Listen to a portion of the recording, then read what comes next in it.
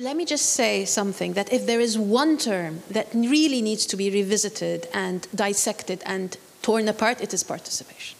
Way more than heritage. Participation.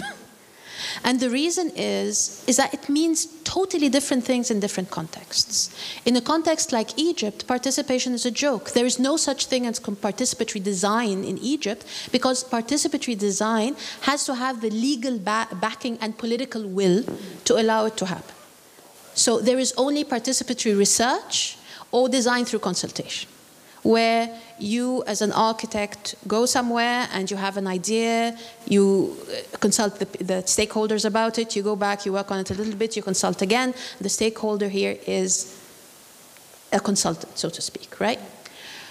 In other contexts where participation is actually built in the system, then definitely participatory design is possible, but not the way people describe it, not the process that people describe, because you cannot avoid hierarchy, you cannot avoid the different backgrounds and the baggage that you come with. For a participatory meeting to happen, you have to call for it. You arrange the place, you arrange the setting, you pose the question, you are already setting up a pyramid of hierarchy. So pure participation is impossible. Okay, that's number one.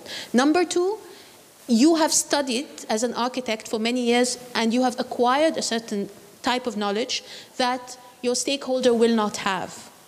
And you should not be ashamed of that. But what you should understand is that he or she has knowledge that you will never acquire.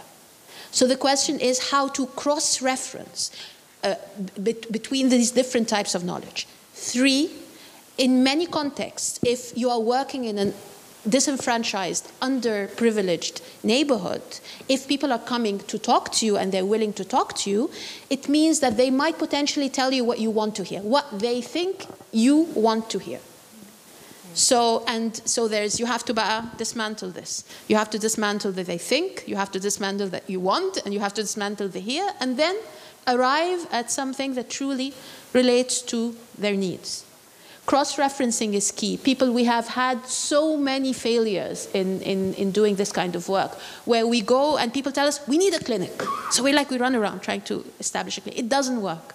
Why? Because we did not do our proper needs assessment and we did not understand that there is another clinic quite nearby, but it's a bit expensive and they will go to it because they trust the doctor. There is another clinic further down which is cheaper than the clinic that we're setting up, and they will go to, and that the cost of the tuk-tuk, the little rickshaw, is £5, and the clinic that we have set up is £10, their fee, so that makes that one cheaper, مثلا. Okay? So it's just like a constant questioning. I think that's the most important thing that I have to be aware of. And in a manner of speaking, trusting yourself to make decisions at some point and not being ashamed of being pragmatic at others.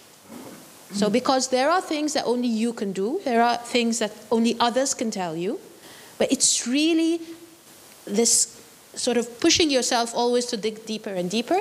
And that's the most important thing, and that is my pet peeve with people who work in participation, being honest about your process. Because one of the most basic problems of participation is that in reporting, it becomes another story. Yeah. It's clean and tidy and neat and whatever. And this has always been the case. Thank you, May. Thank you.